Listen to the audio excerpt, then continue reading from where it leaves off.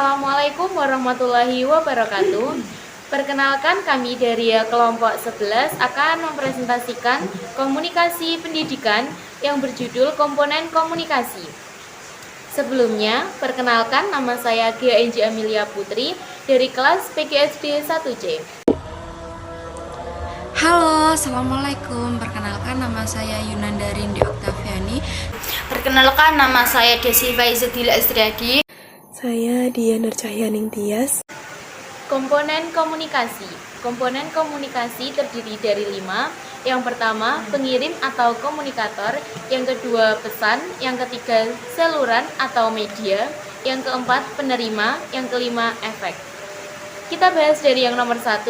Pengirim atau komunikator merupakan sumber informasi atau source adalah pihak yang berinisiatif atau mempunyai kebutuhan untuk berkomunikasi, bisa jadi seseorang, individu, kelompok, organisasi, perusahaan, bahkan suatu negara.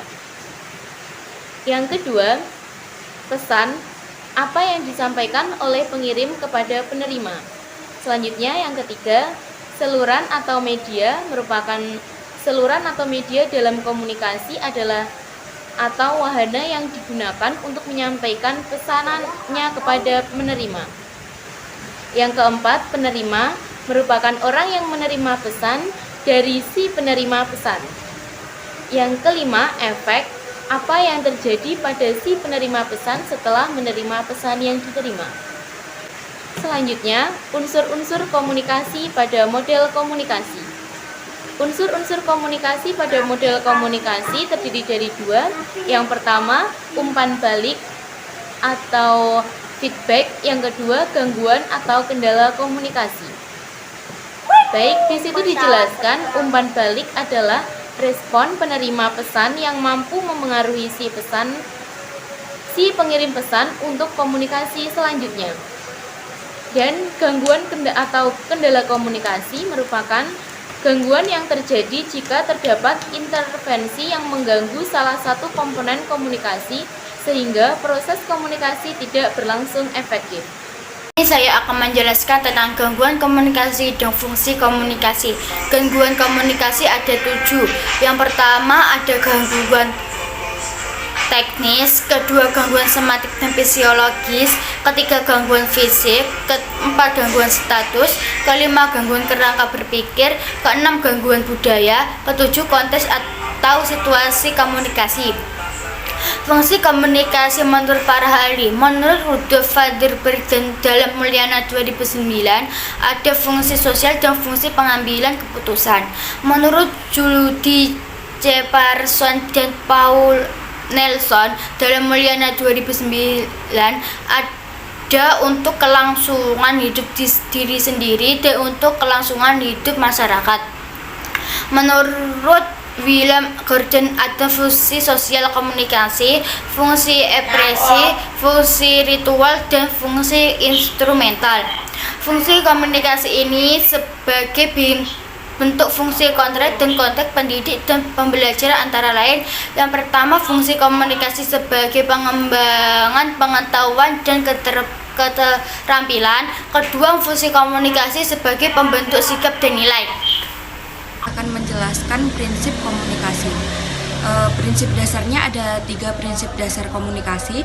Yang pertama ada sharing similar experiences, yang kedua ada the fields of experiences, yang ketiga ada kedua lingkaran tersebut tidak bisa tertutup penuh karena dalam konteks komunikasi antar manusia tidak pernah ada manusia di atas bumi yang memiliki karakter sifat persis sekalipun mereka kembar. Terus ada menurut Mulyana menjelaskan 12 prinsip. Yang pertama ada komunikasi adalah proses simbolik. Yang kedua ada setiap perilaku mempunyai potensi komunikasi. Yang ketiga ada komunikasi mempunyai dimensi isi dan dimensi hubungan. Yang keempat ada komunikasi berlangsung dalam berbagai tingkatan kesenjangan. Yang kelima ada komunikasi terjadi dalam konteks ruang dan waktu. Yang keenam, ada komunikasi melibatkan prediksi peserta komunikasi. Yang ketujuh, ada komunikasi bersifat sistematik. Yang kedelapan, semakin mirip latar belakang sosial budaya, semakin efektiflah komunikasi. Yang kesembilan, ada komunikasi bersifat non-sekuensional. Yang ke-10 ada komunikasi bersifat prosesional, dinamis, dan transisional. Yang ke-11 infleksibel. Yang ke-12 ada komunikasi bukan panase untuk menyelesaikan berbagai masalah. Terus menurut Joseph David dalam buku Human ada 9. Yang pertama merupakan kemasan dari tanda-tanda. Yang kedua merupakan proses penyesuaian diri. Yang ketiga mempunyai dimensi hubungan dan dimensi isi. Yang keempat dapat dilihat sebagai hubungan simetri atau hubungan kompleter. Yang kelima merupakan proses transaksional. Yang keenam urutan peristiwa komunikasi dapat dijelaskan.